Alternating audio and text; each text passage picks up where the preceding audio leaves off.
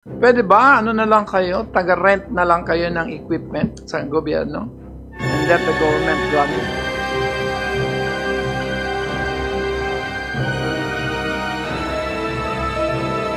I think some people are starting to believe that the government should own.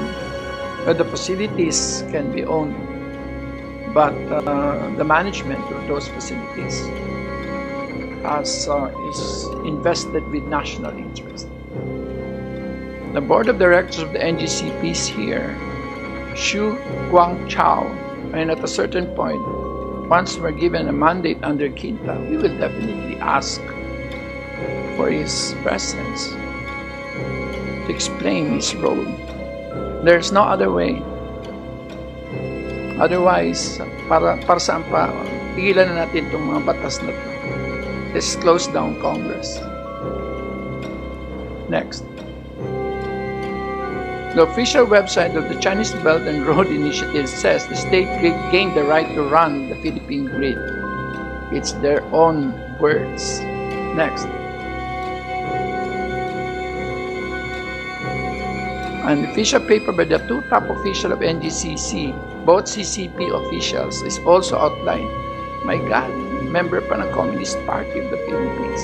You read it, of China, Communist Party of the China.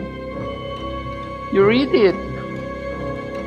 SGID foreign-based team of senior managers is deeply involved in the decision-making for major operating matters of overseas holding companies such as strategic planning, business plans, financial budgets, senior management, putting the advanced management concept and excellent technical experience of NGCC, well, that should be good, into effect in the development planning and daily work of the overseas operation. The SGID headquarters has set up overseas operations management. That is from their own mouth.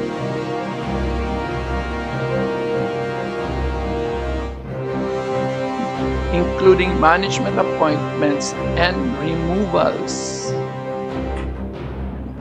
So it's not just the hiring, but the firing.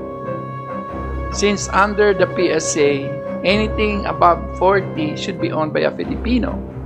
Since SGP is listed, there should be no foreign ownership of SGP at all. So now, next, there is a 7.8%. Can you show the 7.8? Okay, next. Well, the NGCP has denied that it is controlled by the State Grid Corporation of China, that it has no executive that are Chinese national. Each chairman is not Chinese, and that's against the law. And commanding NGCP to allow the disclosure. Mr. Chair, good morning. Good morning to everyone. The tax payments of NGCP are actually part of the materials reviewed by the ERC for the reset. So I suppose these are public documents because these are submitted also by NGCP as part of the proceedings. Do you have them? On the average, Mr. Chair, the franchise taxes paid by NGCP from our record since 2018 would average about 1.3 to 1.5 billion pesos a year, so on an annual basis. For a total of? For a total of, wait.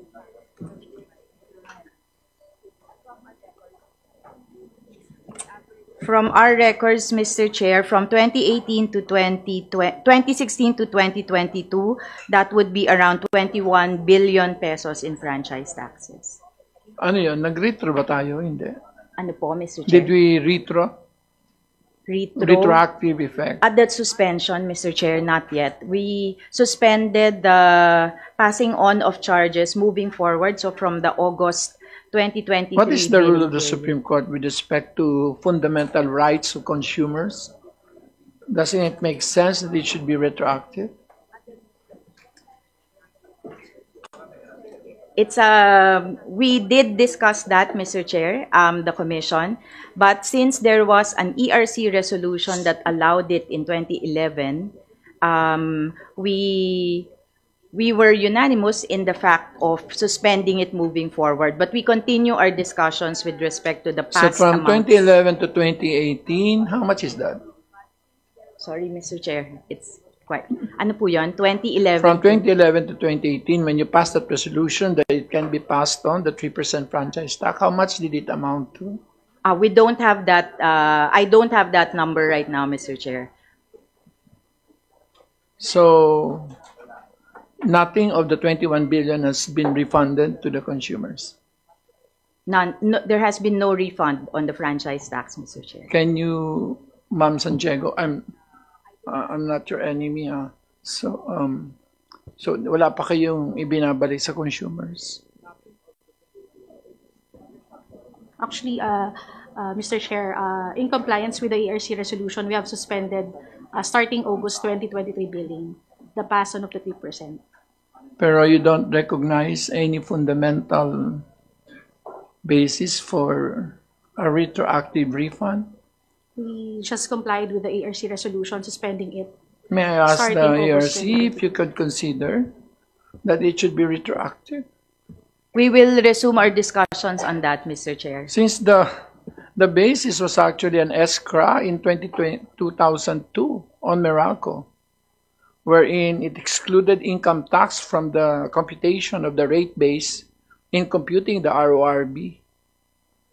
So in other words, it preceded 2011, or even preceded the grant of franchise to NGCP. So anyway, may I make my very long presentation on an assignment that was essentially, so don't feel bad. May I make this presentation on NGCP? The key issues with the tax regime of the NGCP. Next. In terms of franchise, NGCP is now very unique. It is the only major power sector player not imposed SIT, VAT, and RPT. It's all no until it goes with NGCP. No, franchise tax, yes, with franchise, yes. So the rest, Aboitiz, Meralco, Maynilad, Manila Water, they're all paying SIT, they're paying RPT, they're paying VAT. Next. NGCP's franchise tax is the lowest franchise tax rates ever imposed by legislative fiat.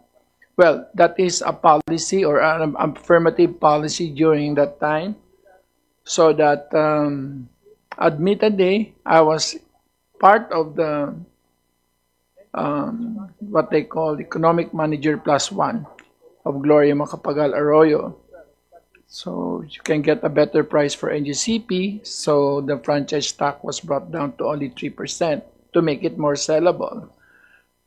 So I guess, Progress. okay. So next, mabuti na yung we correct our historical mistakes. Among the past and present owners of National Grid, only NGCP was exempted from income tax without having any conditionalities on income. NAPOCOR is exempt, shall be non-profit, and shall devote its return. Section 13, RA 968. Transco, the net profit in any of the Transco shall be remitted to PISAM. Section 18, RA 9136. NGCP is exempt from income with no conditions on profit or income. In short, even if it exceeds its PBR in nominal or aggregate terms, there is no process, neither obligation to disgorge or to return the excess payments to consumers, which is now embodied in many of the new laws, including the Foreign Investment Act, the PSA, as well as even the franchise of Meralco of Bulacan Ecozone, wherein anything above 12% belongs to the state and therefore shall be considered tax. Next. There's no explicit reasonable rate of return clause. NGCP is unique in that among sensitive sectors, no law expressly stipulates a mechanism for capping its profits. The ERC regulates it under its powers and IPIRA. Well, believe naman po ako sa ERC in general. But to look at the other entities, SMR City, internal rate of return of 12%. Anything above 12 goes back to government. PPP, the new PPP code, reasonable rate of return set by regulatory agency. Anything above is disgorged or is returned to the public or its users. Public Services Act 11569, recovery of prudent and efficient cost and reasonable rate of return by the administrative agency. Again, anything above is disgorged or returned to the consumers. Business engaged in prime commodities, RA 7581, a fair return on investment. Price cannot be more than 10% of its price in the immediately preceding month.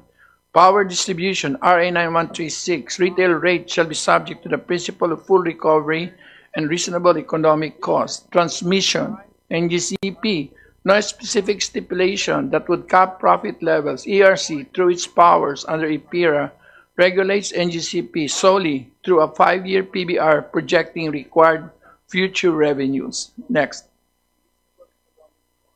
Instead, the rate of return is determined through the performance-based, which is highly dependent on accurate WACC. So, if you look at this, essentially the level of return is 12% per annum benchmark or WACC derived from market data.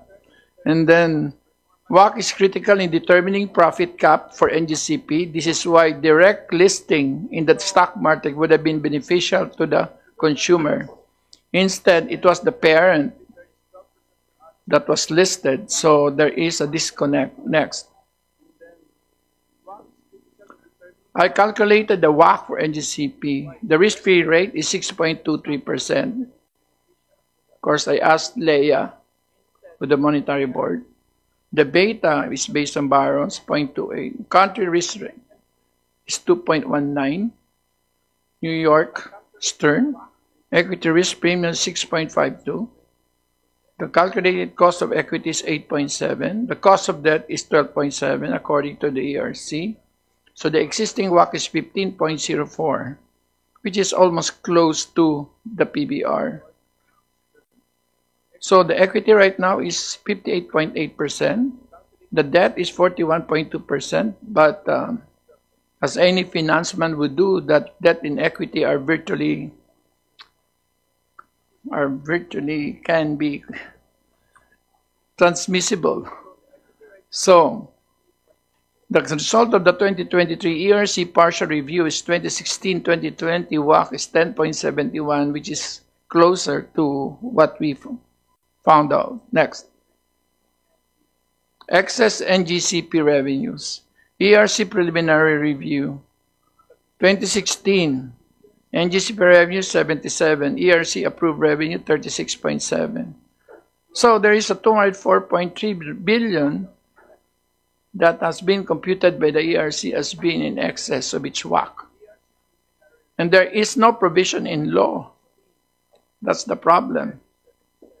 For disgorgement or, you know, ever since I became a congressman, almost every law I put that pertains to regulated, whether regulated industries, I always make sure that anything above WACC belongs to the people or belongs to the state. If it's PPP, it belongs to the state because they're actors on behalf of the state. If it's a franchise that deals with the consumers, then the excess revenues belongs to the consumers.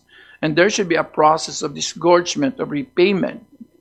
And so far, I think I haven't seen except for those that arise from Supreme Court rulings.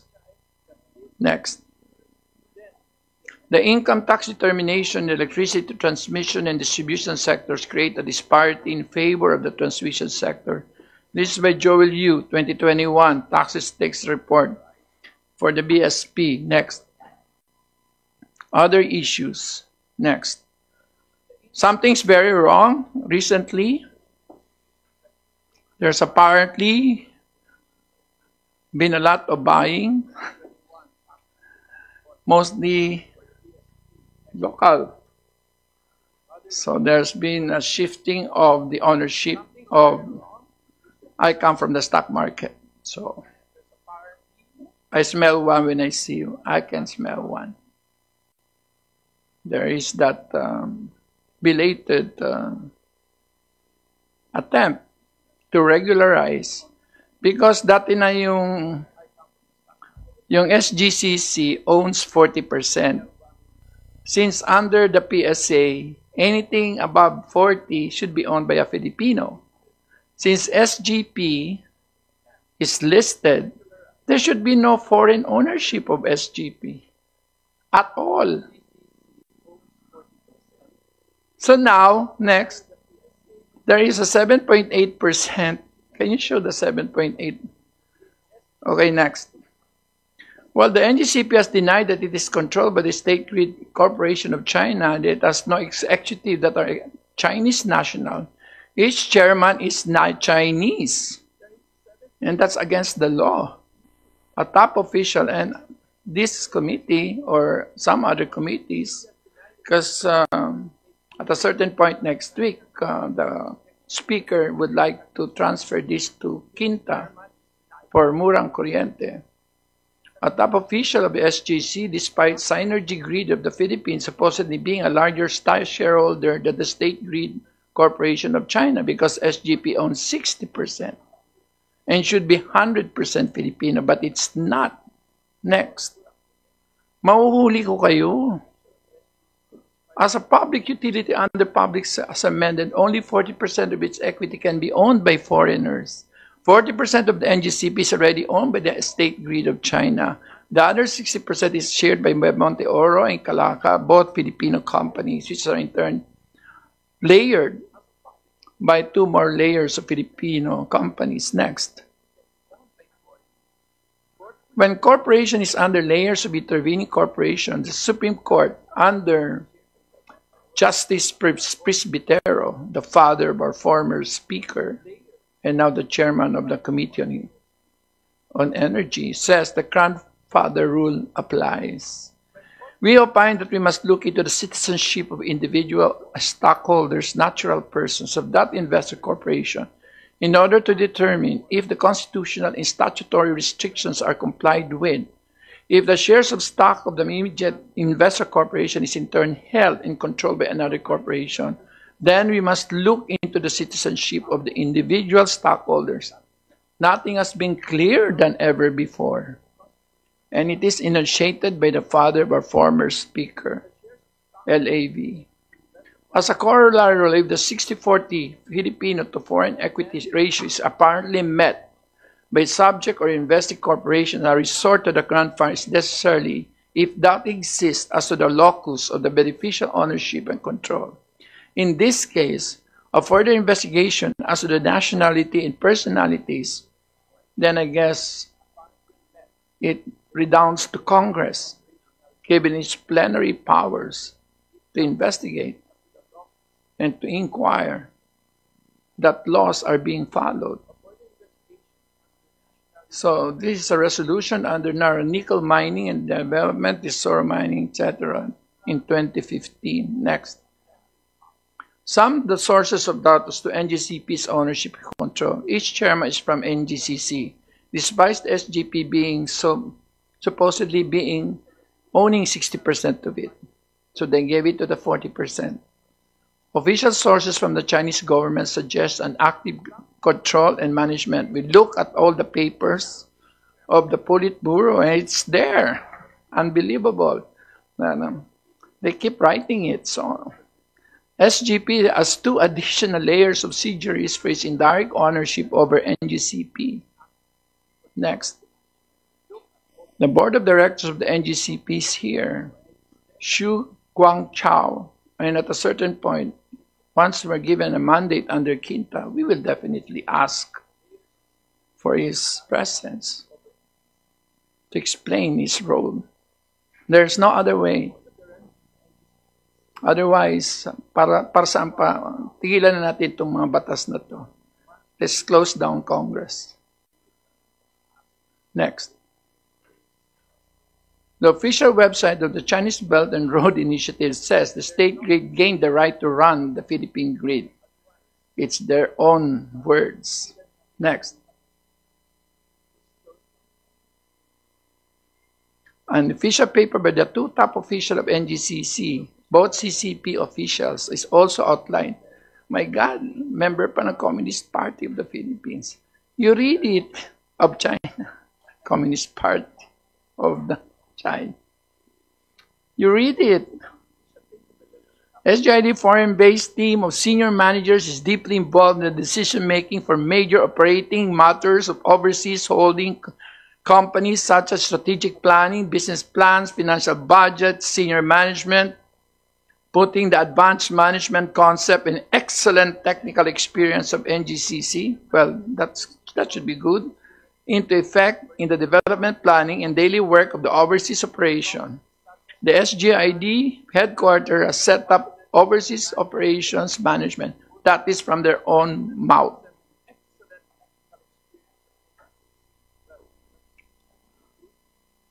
Including management appointments and removals. So it's not just the hiring, but the firing. Next. Leading the Beltway again. If you read this, it clearly shows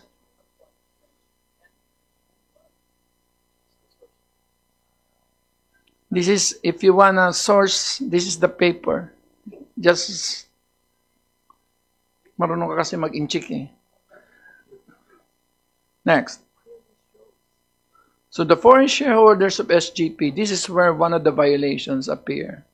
And that is why there was this scrummage for localizing the ownership of SGP for the past 2 weeks. That's why the price cap goes up, because the foreigners have to sell. They need to localize. So as you can see, percentage of total foreign ownership of SGP is 7.48%. That is based on the PSE records. This is clearly a violation.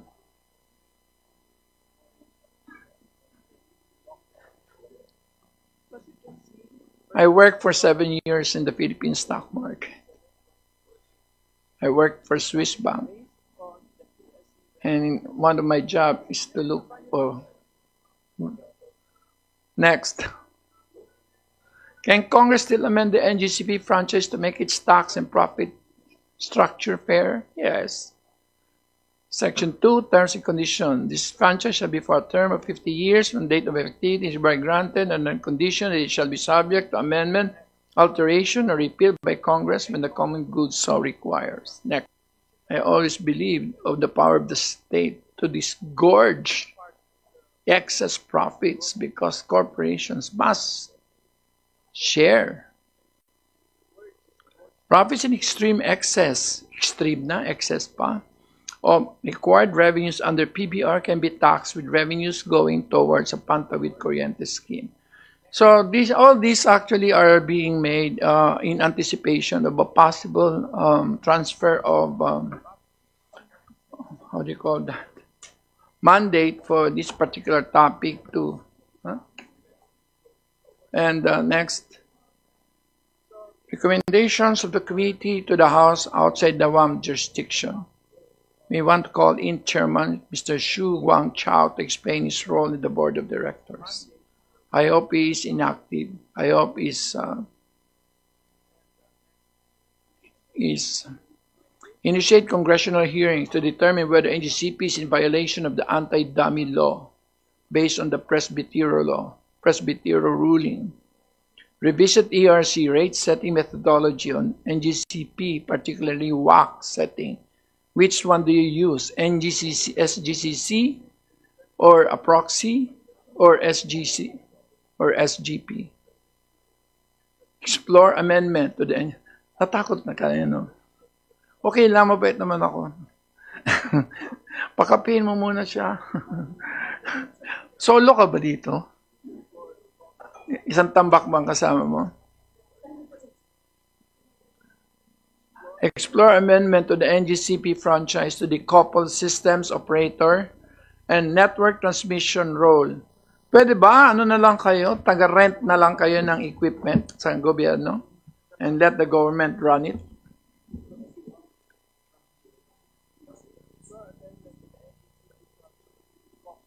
I think some people are starting to believe that the government should own, but the facilities can be owned, but the management of those facilities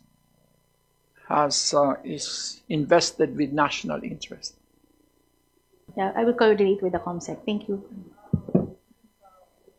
Yes, Just a quick question. Sorry I came in late. Happy New Year. it's okay. I But always just, see you in TikTok. Just a quick question. Is there a computation of the total amount of so in effect there's an over collection, right? So what is the total amount of Well, over collection? It's it can be argued, but based on the ERC, it's 204 billion. 204 4 billion. billion in a span of from 2023, from the time that 2016. from 2016 to 20, affecting how many households? Would they Everybody. know? So all using electricity, right? Obviously. So obviously the question to ask is how, if in case a refund is to be implemented, how that will be implemented. Mona is here. And has such kind of Oh. a refund been implemented in the I past? think ERC is fond of giving refunds. Good morning, Mr. Chair. To address the question, well, refunds are usually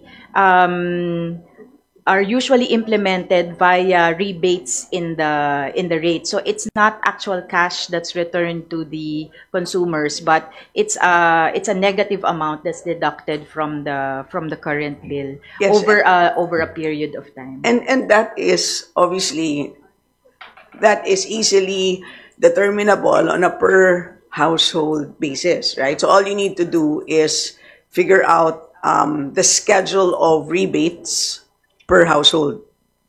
And that can be easily implemented, right? Ang pinagdedebatihan na lang natin is yung 204 billion na yan, ano ba yan? In a span of 1 year, in a span of 6 months, ganon, no? Yung 32 billion na Meralco nun, ilang taon yun?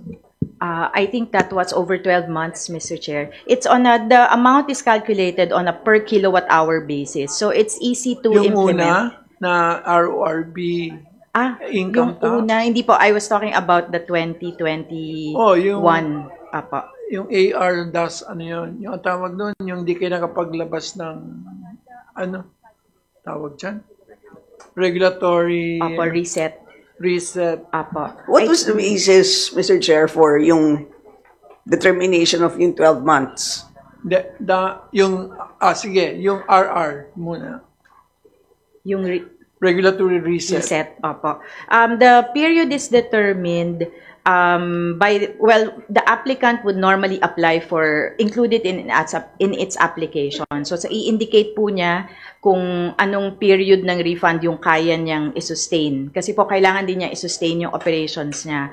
But aside from that, the Commission also determines if that refund period, for example, is too long or too short, then the final determination is made by the Commission. But the amounts are calculated always on a per kilowatt hour basis so that it's easy to implement based on the consumption of each consumer per billing period. So just roughly speaking, so 204 billion divided by how many households?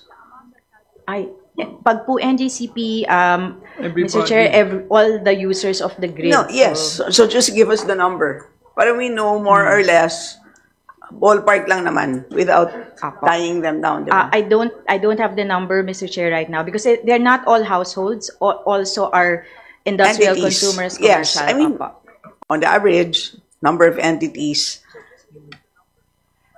For example, in the Meralco area, 8 million customers na po yun. Meralco area pa lang. But I don't have we can submit, Mr. Chair, the total. Or maybe if NGCP has the total number of consumers over the entire grid.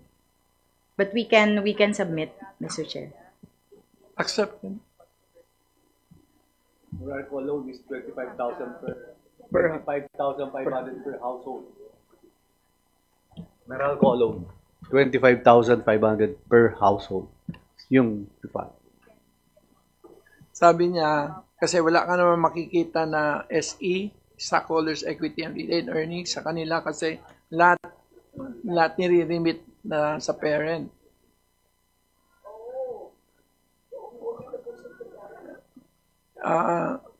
It's the CCP.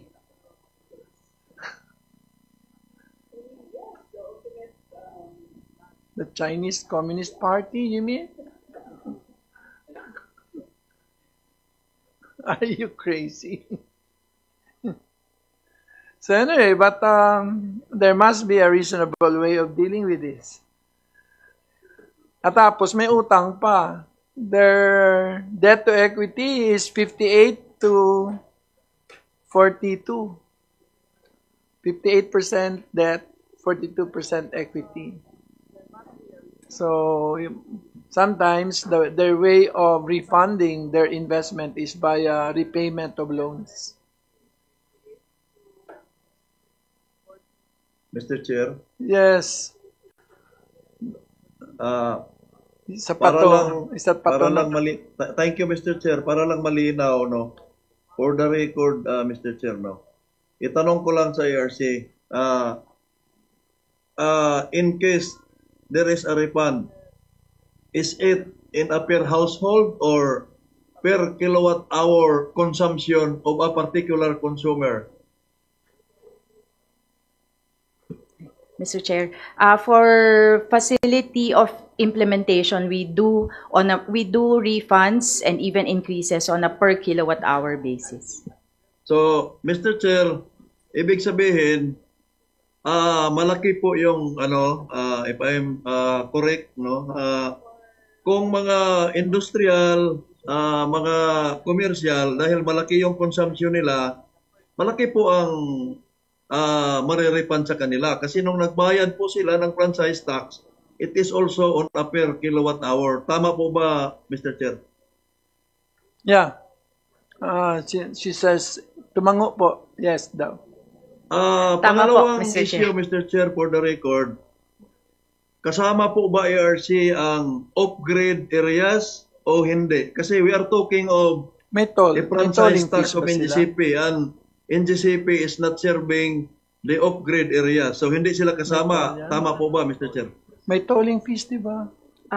Mr. Chair, yung collections po kasi are from the users of the grid only, meaning those connected to the high voltage system. So kung nasa off-grid po, hindi sila nakolektahan naman ng pambayad sa NGCP. So wala din pong i-refund sa kanila. Pero kung under siya ng Aleco, yung Aleco ay may off-grid, tapos yung Aleco ay sumisingil ng toll fees. Meron pong, nadi-distinguish naman namin yon, Mr. Chair, kung alin pong area ng mga cooperative yung on-grid and off-grid, mahihiwalay po natin yung refund para sa mga on-grid users only. Yung off-grid, kung meron pong particular service lang na So, pinrovide totally po sa wala kanila. ng toll fees ang off-grid? Wala naman, wala po. Yung cooperative po yung naniningil or yung DU ang naniningil. So, ibig sabihin, you can disallow off-grid toll fees. Toll fees po kasi yon paid for the services of the utility, of the cooperative, Yeah, but- not for NGCP po. They don't remit na lang. They should not, Mr. Chair, collect it in the first place. So, only for their system po yung pwede nilang I makuha. don't wanna prolong the argument. Are there any questions? Sige. Pangatlo, Mr. Chair, no?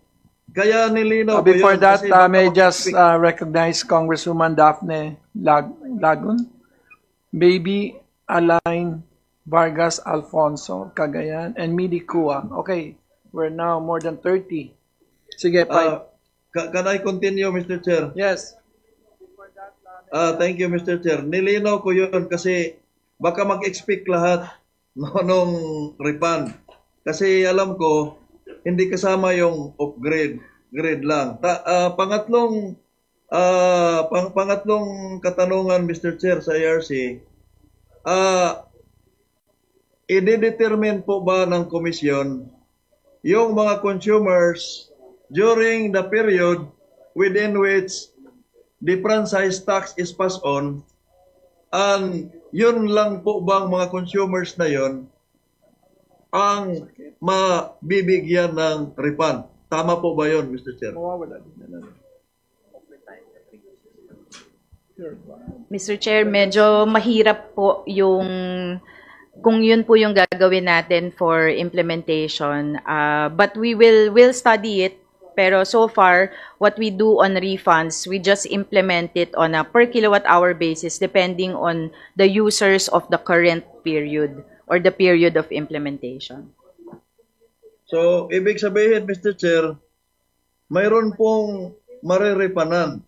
Although I understand, no, the tedious work, no, pero mayroon po tayong mabibigyan ng refund na hindi kasama sa nagbabayad, yung mga bagong consumers.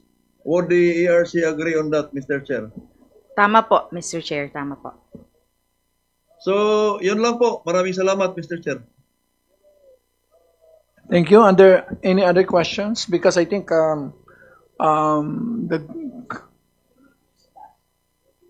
okay. Just a question to the ERC.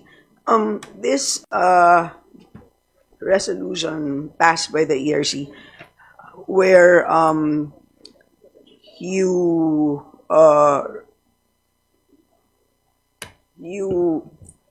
decided to implement a suspension. Is this indefinite? It's indefinite, right? Okay. Yes, moving forward. All right. Yun lang. We're asking for a retro. Thank you. Any further questions? Yes. Yes. Mr. Chair, Sige na. just as a in response to the press releases that the Honorable Chair has, there was a statement in which there was a 200 billion disallowed. The amount of disallowance actually can be confirmed by Chair Mona, but it is way less than 200 billion. Majority of that 200 billion, which is, let's say, disallowed, is the one that is being discussed, deliberated upon by ERC.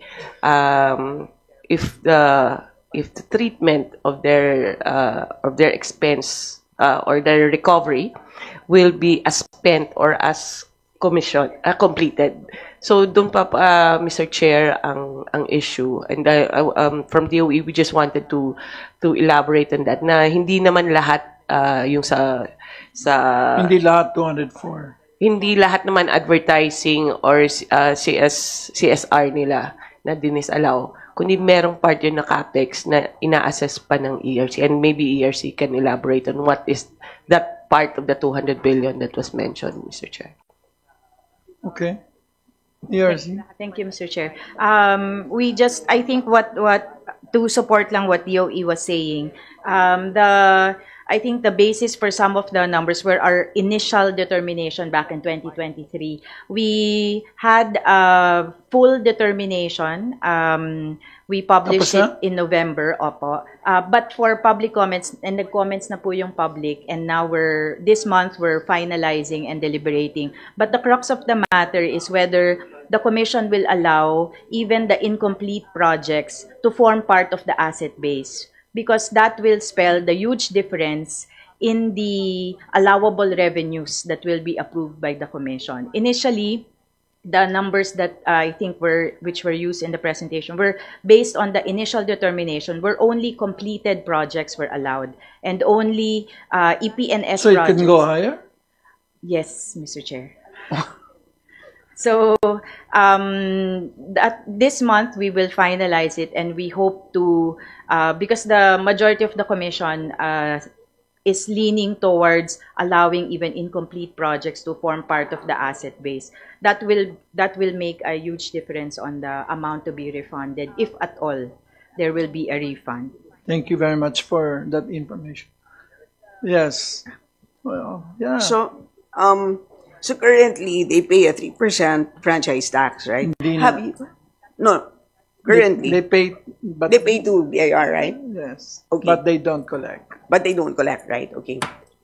Have we computed? 21 billion is the answer. What's my question? From 2011 to No. 2011. My question is, have we done a comparison on two regimes? Meaning, if we actually collect, because right now they don't pay income taxes, right? It's a franchise tax in lieu of all taxes. But if instead of a franchise tax, we actually collect income taxes, Not how sure. much- Can you show the what would be in short, what is the opportunity cost?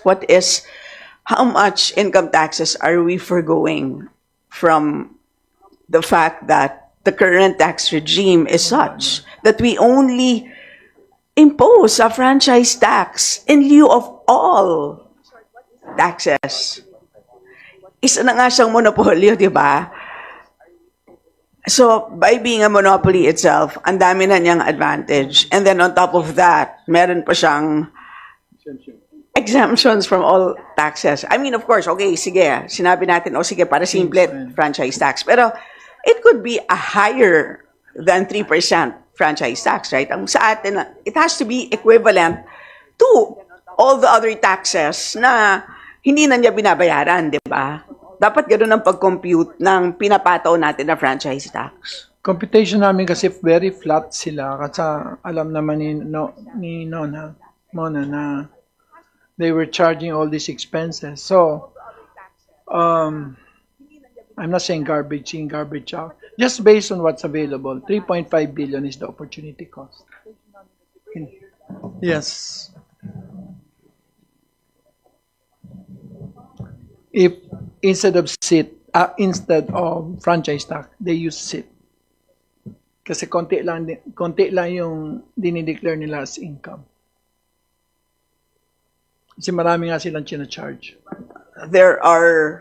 What are the other taxes that they forgo? That's where we're going.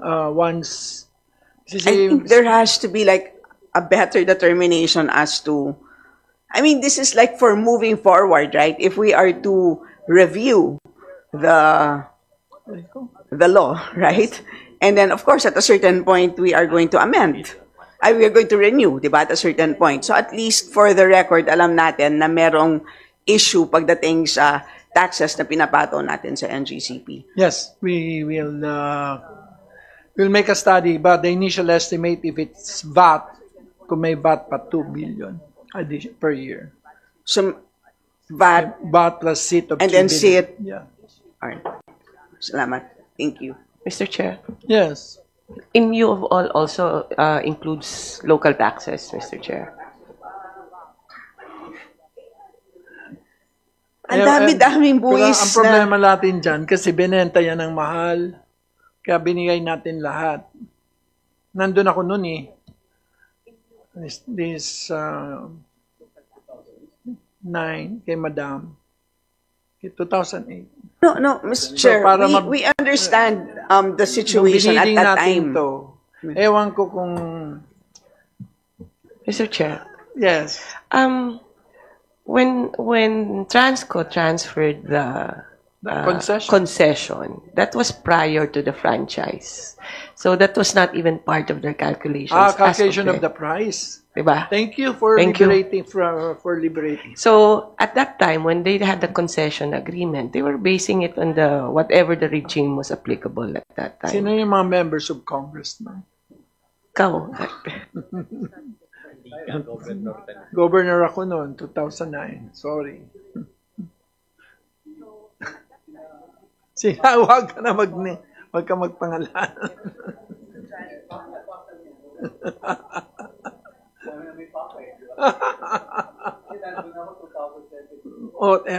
So kasama ka sa ma-prove nito. Started 2007, the 14th Congress. And then anyway, so I would just like to give everybody time to study the presentation. I think you have a copy of the presentation. and you would have a lot of questions. Yan ba yan? No? Yung atin. The CONSEC will provide. Bigay. Yung J. Salceda. Yan. Oo, kompleto yan. So ayoko naman i-prolong the agony of NGCP. We're just giving them, we're giving you enough time to consider all the issues that have been raised. Because I think, unless maliwanagan na tayo ng DOE. Mr. Chair, Balik ka na nga dito. Miss na kita. also on the ruling of the Supreme Court, which was technically it was eventually affirmed by ERC in their latest memo. I think it is the ERC is now studying how to apply it, if it can be applied prior to the issuance of the suspension. But maybe it's also time for Congress to review. Kasi ang Supreme Court ruling, kailan ba yun? I think it was way back pa, mga 10 years ago pa. More than 10 years ago. So, maybe that could be the reckoning period to be considered, Mr. Chair. Okay, so, are you all from NGCP? Okay, wow, sinolo mo ko.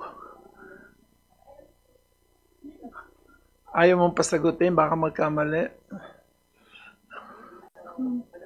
Don't worry, paluin ko na lang 10. Yes. My apologies because I was late, so I wasn't able to see your presentation. But for the Honorable Chairman for this committee, if it's also possible, Mr. Chair, to take a look at the assessment of the cost recovery. Because I think this would be if there will be a bigger committee, this will be the committee that would be more applicable and evaluating. Kasi as we have discussed in DOE, if the charges that are recoverable is only for those projects that are finished, meaning kung ano lang yung completed, then there will be an increase in the rates of our transmission rates. Yes. But if it is as baliktad, no? As spent, no? As spent. Pero kung ano lang yung natapos, yun lang yung cost recovery nila, then there will be a refund of 1 peso per kilowatt hour. So there's more than a 1 peso difference between the two calculations. So between incomplete and complete. Complete and incomplete, yeah. So that's a debate ongoing, but that could be also a legislative action that can determine that, Mr. Chair. Pero malaki yung difference if the objective of the committee or Congress is to lower the rates, then there's something there to look at, Mr. Chair.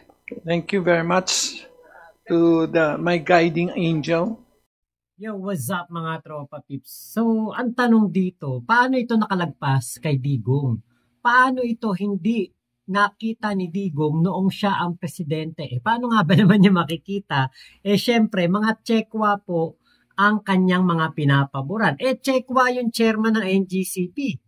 So, pabor sa kanya yun. Dahil talaga pong si Digong ay malapit na malapit sa mga Chekwa. Buti na lang talaga, meron pong kongreso ngayon, yung 19th Congress, na mga matatapang, mga walang reservation sa kung ano ang kanilang mga ibubunyag, di bali na kahit sino ang matamaan, matapakan, at masagasaan ng kanilang mga mapag-aalaman.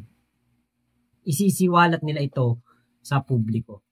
So ngayon, anong gagawin natin? Sisi tayo ng sisi.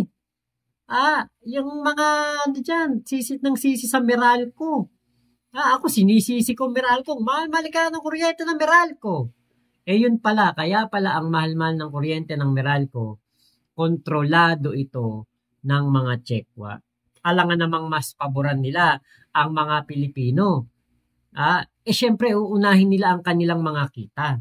Syempre uunahin nila ang kanilang mga pinagkakakitaan. Alangan namang unahin nila tayo. Syempre hindi. Kahit yung refund na yan. Since 20-something, meron na pong usapin sa refund, pero wala pa rin pong nangyayari. Hindi pa rin po na ibabalik ang pera ng taong bayan. Imagine, 204 billion na sobrang singil ng NGCP. Galit na galit tayo sa Meralco. Yung palang walang magagawa ang Meralco, kundi dahil ang NGCP ang nagdidikta kung magkano ang sisingilin ng Meralco. Sus Mariosep talaga. Diba? Imagine niyo po kung gaano tayo pinabayaan ng dating presidente. Ngayon, kapag ire-refund na yung sobrang pera na yon na hindi natin alam kung kailan at kung marirefund pa ba talaga ito, hindi po yan ire-refund as money or pera na ibabalik sa mga consumer. Ire-rebate lang sa mga bill ng ating kuryente. So, ano mangyayari sa atin? Diba? Bayad lang tayo ng bayad. Buti na lang talaga meron pong ganyang komite ang ating kongreso ngayon na nakikita ang kapabayaan ng mga dating presidente at ng mga dating namuno sa iba't ibang ahensya ng gobyerno, na para tayong meron ako naisip na magandang word pero hindi pwedeng sabihin dito Para tayong, alam niyo yung ginawa daw ni Vic Soto kay Pepsi Paloma, parang ginaganon tayo.